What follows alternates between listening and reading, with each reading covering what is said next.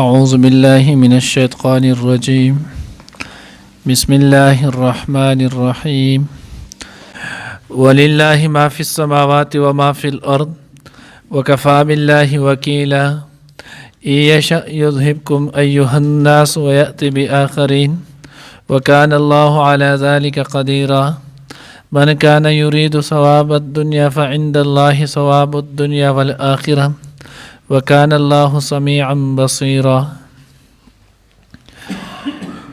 إن شاء الله العزيز سورة النساء پارہ نمبر 5 رکو نمبر 19 آیات نمبر 132 33 34 درې آیاتونه چې دی نو هغه به ویلی کېږي. اوس دې آیات کې الله جل جلاله فرمایي ولله ما فی السماوات و ما فی الارض، او د الله دپاره دی هغه څه چې په اسمانونو کې دي او هغه څه چې په ځمکه کې دي. وکفا بالله وکیلا، او کافي دی الله تعالی کارساز. څه چې هم دی دا ټول هر څه چې دی نو هغه د یو الله دی. اوس د الله څنګه دی نو د الله دپاره دا ملکن هم دی، خلقن هم دی او عبیدن هم دی.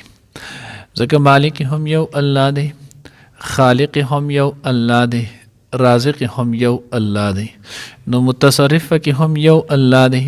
د الله نه ما سوا چې دی نو هغه پکې د بل چا تصرف چې دی نو هغه نه چلیږي. اوس تاسو کومه پرون هم موږ ویلو دې آیاتونو کې درې پیرې دا جمله الله پاک دوهراو کړه، لله ما فی السماوات و ما فی الارض. بیا الله ویچ نه نو هغه فإن لله ما فی السماوات و ما فی الارض. اوس دې آیات کې وایي ولله ما فی السماوات و ما فی الارض. حضرات لیکي وایي د اړمبنین نه مقصد دا دی چې د الله پاک لله ما فی السماوات والارض د دې نه کشایش او وسعت چې نو هغه مقصود دی چې د فراخی خاون صرف یو د الله رب العزت چې نو هغه ذات دی. فراخی چې دی نو هغه د الله ده، د الله نه ما سوا چې دی نو هغه د بل چا نه ده. لکه څنګه چې مخکې تیر شول ان یتفرق یغني الله کلا من ساعته، که چېرته دې ښځو خاوند جوړه ونه شوله او دې تفریقه راله په آپس کې جدایي راله نو د الله دپاره د هغه څه په اسمانونو او په ځمکه کې دي. یعنې د الله رب العزت خزانې وسیع دي. نو چې کله د الله پاک خزانې وسیع دي نو یو له به هم الله رب العزت کفالت وکړي، د بل به هم الله پاک چې دی نو هغه کفالت وکړي. دویمه جمله کې بیا الله رب العزت وایي فإن لله ما فی السماوات و ما فی الارض پرون چې دی نو هغه تیر شول. بیا دغې نه وروسته الله وایي وکان الله غنیا حمیدا، الله چې دی نو بې نیازه او ستایلی شوی ذات دی. نو دې نه مقصود چې دی نو د الله پاک بې نیازي ده چې الله رب العزت بې نیازه ذات دی. الله رب العزت چې دی نو هغه چاته محتاج نه دی. قل هو الله احد الله الصمد، وایي چې الله رب العزت یو دی، الله الصمد. الله رب العزت چې دی نو هغه بې نیازه ذات دی. الله چاته چې دی نو هغه محتاج نه دی.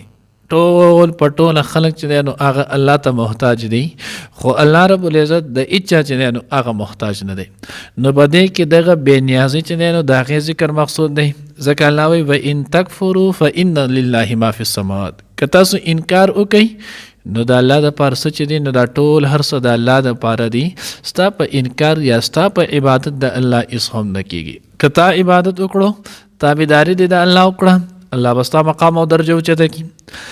دریم کې الله وایي ولله ما فی السماوات و ما فی الارض. د دې نه مقصود چې دی نو د الله رب العزت رحمت دی او الله پاک کارساز دی. یعنی د الله رب العزت رحمت او خزانه د الله رحم چې دی نو هغه ډېر دی او الله رب العزت چې دی نو هغه کارسازي مقصود دی. یعنی الله رب العزت بهترین کارساز دی. کفا بالله وکیلا، الله بهترین کارساز دی. نو که تا د الله ومنله، د الله د اطاعت او تابعداري چې دی نو هغه دې وکړله نو الله رب العزت بدل کافی شي د هر غم نه، د هر مصیبت نه، د هر تکلیف نه. دینه بدل الله رب العزت چې دی نو هغه کافی شي. الله رب العزت چې دی نو وکیله بهترین کارساز دی. الله به د هر وران کار چې دی نو هغه درست او برابر کړي. شرط سره که د الله چې نو هغه تابعداري وکړه. نو ځکه دا درې پیرې الله رب العزت چې نو دا جمله تکرار کړې ده، درې پیرې راوستې ده، خو د هرې پیرې چې نو هغه مقصود ما تاسو ته وی جدا جدا دی. وړاندې نه مقصود چې نو وسعت ولو، دویم نه بې نیازي، او دریم نه د الله رب العزت رحمت او کارسازي. بیا الله وی ای یشاء یذهبکم ایها الناس ویأتی بآخرین. کچری تاسو نافرمانی کوئ او د الله رب العزت په تابعداري باندې نه چلیږي. بعضې حضرات وایي د دې نه مراد چې نو هغه مکې مشرکان دي، بعضې وایي منافقان دي، بعضې وایي چې نه دې نه تر د قیامته پورې ټول خلک مراد دي، که هغه مشرک دی، که هغه مسلمان دی، که هغه منافق دی، دا ټول نه مراد دي. الله وایي که چېرته تاسو د الله تابعدارۍ ته غاړه نږدئ، الله رب العزت چې نو هغه تابعداري نه شروع کوئ، د الله په حکمونو باندې چلیدل چې نو هغه نه کوئ، د حضور په طریقو باندې نه راځئ. یشاء که چېرته الله وغوښتله یذهبکم ایها الناس، نو ای خلکو الله به تاسو بوځي، پناه به مو کي، مخ د ځمکې نه چې نو هغه به تاسو ختم کي. ویأتی بآخرین، نور به داسې خلک راولي چې د هغوی به د الله رب العزت کامله تابعداري چې نو هغه کوي، د هغوی به د الله رب العزت د منشا متعلق چې نو هغه چلیږي، هغوی به د الله هر امر په ځای راوړي، هر نهي نه چې نو هغه به ځان ساتي. نو گویا د الله وی او دې کې ما قبل ته وګورئ، مخکې چې نو هغه دنیا شي قصې چې نو هغه تېرې شوي، قوم نوح تی شو، قوم لوط تی شو، قوم هود تی شو، قوم سمود تی شولو. دې ټول چې کله نافرمانی وکړله، د الله اطاعت ونه کړو، د الله د پیغمبر چې نو تابعداري ونه کړه، الله هغه ټول بوتلل سی چلو شو. الله رب العزت فرمای ما بکت علیهم السما، په هغوی باندې اسمان خو ونه جړل، نه په ځمکې وجړل، نه په اسمان وجړل، نه په څوک چې دی نو هغه خفه شولو. نو که چېرته تاسو هم داسې د الله په نافرمانۍ باندې، د حضور په نافرمانۍ باندې چې نو هغه تللی شوي یئ، دغه به داسې کوئ، نو الله به تا هم لري کتاب او الله پاک چې نو هغه بوزي. الله به نور داسې خلک راولي چې هغه به د الله پاک تابعدار چې نو هغه. دریم کې وکان الله علی ذلک قدیر، او الله رب العزت ته د قدرت چې نو هغه حاصل دی. مخکې نو هغه دنیا شي نمونه تیر شي. من کان یرید ثواب الدنیا فعند الله ثواب الدنیا والآخره. اوس د آیت کې الله جل جلاله وایي څوک چې نو هغه غواړي د دنیا چې نو هغه ثواب، د دنیا چې نو هغه بدله، نو د الله رب العزت سره چې نو هغه دنیا هم ده، او د الله پاک سره چې نو آخرت هم دی. د دنیا فائدې چې نو هغه هم د الله سره دي، او د آخرت فائدې چې نو هغه هم د الله پاک سره دي. هر څه چې دي دا ټول په ټوله چې نو هغه د الله دي. نو چې کله د الله نه غواړئ، نو د الله رب العزت نه چې نو هغه دنیا هم غواړئ او آخرت هم غواړئ. لکه څنګه چې نو هغه سورۃ بقره آیات نمبر 200 کی آئے کہ اللہ رب العزت نو هغه فرمائی فمن الناس من یقول ربنا آتنا فی الدنیا وما له فی الآخرة من خلاق. علاوه کم خلق چې صرف د دنیا پورې نختی یا الله زما دنیا، یا الله زما دنیا، یا الله زما دنیا بس کېږي. کدی چرته بزرگ مقام ته دی، کدی چرته حج عمره لزی، کدی چرته چې نو هغه د قرآن پاک ختم لزی، که چرته نور یو داسې نیک مقام یا نیک خلکو لزی، او د مقصود او غرض صرف دنیای د دنیا پورې چې دنیا می خشي. الله وی نو د تبار بسې د دا وی ما له فی الاخرته من خلاق، د په آخرت کې هیڅ څه هم نه. ځکه چې سدي د صلاحیت ټول چې نو هغه په دنیا ولګو، نو چې دنیاي صلاحیت ولګو دنیا به شي، آخرت چې نو هغه نشته. ومنهم من یقول ربنا آتنا فی الدنیا حسنه وفي الاخره حسنه. او بعض دې سړي چې دا غوي الله نه دنیا هم غواړي او د دنیا سره چې نو الله نه اخرت هم غواړي. یلا موږ له دنیا هم خکې زمونږ چاته محتاج نه کی، اخرت چې نو هغه زمونږ نه ډېر ته نو هغه د دینه بهتر او غوره وګرځي. وقینا عذاب النار، او موږ د جهنم د عذاب نو ساتي. الله اولئک لهم نصیب مما کسبوا. الله د دغه خلکو د پاره به حصے هغه چې کم دی کسب کړلو، دوی چې کم وکړل دوی ته آخرت کې د دې نو هغه پوره حصہ ملاويږي. والله سریع الحساب، الله چې نو هغه زر حساب کون کړي. نو الله وی من کان یرید ثواب الدنیا، څوک چې نو هغه د دنیا ثواب د دنیا بدله غواړي، فإن الله ثواب الدنیا والآخرة. نو الله ترغیب ورکوي، الله سره دنیا هم ده او د الله پاک سره آخرت هم دی. تاسو چې غواړئ نو د الله رب العزت نه دنیا هم غواړئ او آخرت چې نو هغه هم غواړئ. څنګه چې حدیث مبارکه کې راځي الله پیغمبر فرمایي تاسو چې الله نه جنت غواړئ نو جنت الفردوس چې نو هغه سوال دی کوي. ځکه د الله رب العزت خزانې چې دی نو هغه فراخه دي. دې وجې نه حضرات مفسرین چې دی نو هغه لیکلي دي، وایي چې دی نو هغه د دنیا شیزونه، دنیا چې دی نو هغه وظیفې، صورتونه، دنیا چې دی نو هغه نفلونه، دا صرف یوازې چې دی نو هغه د دنیا دپاره مه کوئ. دا صرف د دنیا دپاره چې دی نو هغه مه کوئ، بلکې وایي دا تاسو چې دی نو هغه د آخرت دپاره کوئ. ځکه د هر سړي دنیا دا په مقدر باندې ده. د مقدر نه ما سوا چې دی نو هغې نه هېڅ هم نه کېږي. او مقدر څه دی؟ نو مقدر ته چې وکتلی شي نو هغه 50,000 کاله مخکې لیکلی شوی دی. اوس 50,000 کاله چې کم شیز مخکې لیکلی شوی دی په هغې کې هېڅ هم نه کېږي. اوس دین، قبر، ځنکدن، محشر، اخرت، پل صراط، دا ټول چې دی نو هغه په محنت باندې دي. کم سړی چې څومره محنت وکړلو دوره به دغه انسان ته هلته چې نو هغه اسانتیا وي. لکه دا چې یو حدیث مبارکه راته رایاد شو، غالبا د مشکات حدیث دی، نو باید کې نو مفهوم یې دا دی، وایي چې نو حضور علیه الصلاة والسلام یو پیره چې نو هغه روټۍ خوړله، سحر ساخت ټایم ولو.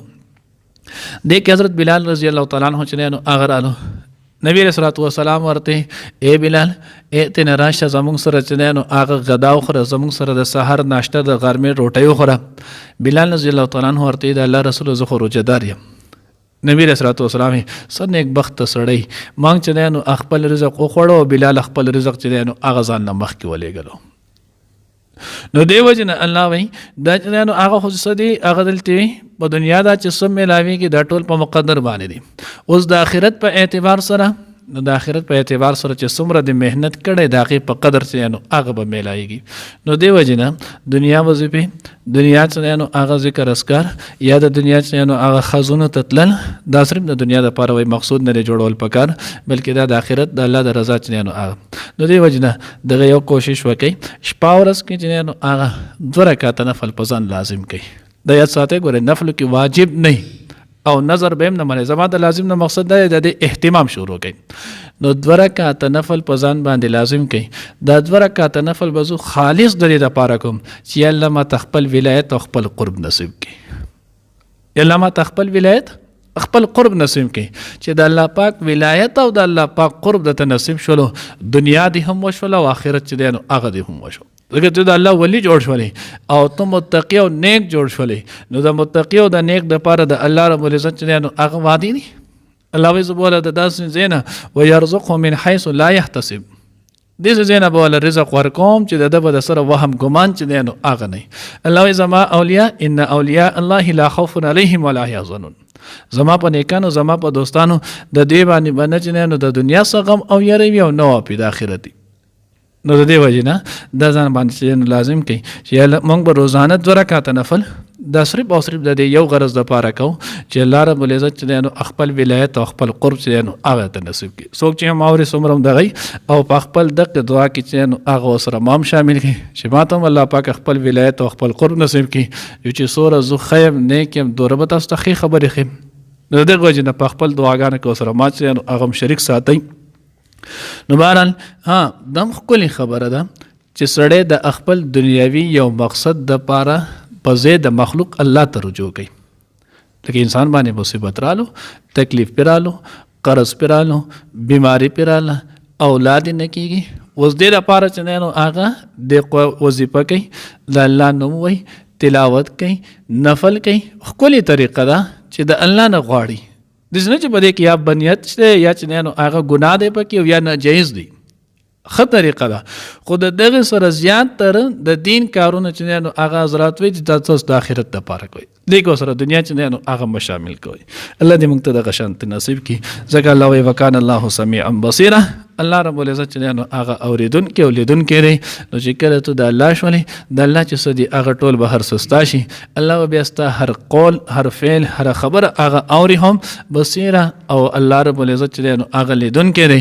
نو ستا چې څه مصیبت تکلیف راځي الله به یینې هغه مصیبت تکلیف هر څه بدن الله پاک اوچتوي. الله دې موږ ته صحیح پوهه نصیب کړي. ولله او د الله د پاره دی ما هغه څه فی السماوات چې په اسمانونو کې دی و ما او هغه څه فی الارض چې په ځمکه کې دی وکفا بالله او کافی دی الله وکیلا کارساز ایش یذهبکم کچری هغه وغواړي نبوبز تاسو لره ایها الناس ای خلقو ویاتی بآخرین او راب ولی نور خلق وکان الله علی ذلک قدیره او دی الله تعالی په دې باندې قادرو من کان یرید ثواب الدنیا سوک چې غواړي چې نو هغه بدله د دنیا ثواب د دنیا فعند الله ثواب الدنیا والآخره نو د الله سره دی ثواب بدله د دنیا او د آخرت وکان الله او دی الله پاک سمیعا اوریدونکې بصیرا لیدونکې ولله ما فی السماوات و ما فی الارض او د الله د پاره دی هغه څه چې په اسمانونو کې او په ځمکو کې دی وکفا بالله وکیلا او کافی دی الله پاک کارسازو ایش یذهبکم کچری غواړي هغه نو لري بکړي فنا بکړي تاسو لره ایها الناس ای خلقو ویأتی بآخرین او راب ولی نور خلق وکان الله او دی الله پاک علی ذلک په دې باندې قادرو من کان یرید ثواب الدنیا سوک چې غواړي ثواب د دنیا فعند الله ثواب الدنیا والآخره نو د الله سره دی ثواب د دنیا او د آخرت وکان الله سمیعا بصیرا او دی الله پاک اوریدونکې لیدونکې